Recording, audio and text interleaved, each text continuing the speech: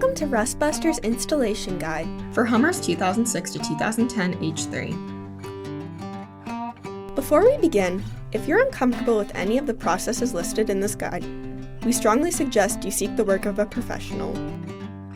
Ensure you have all the tools and utilities listed, and that you're following all the manufacturer's safety precautions during use.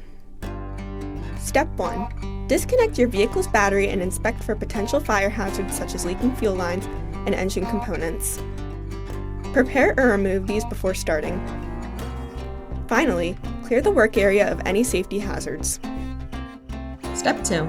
Lift up or remove your body. Cut out the factory mid-frame crossmember and any obstruction from the work area. Then, grind the frame free of rust and debris, revealing bare metal.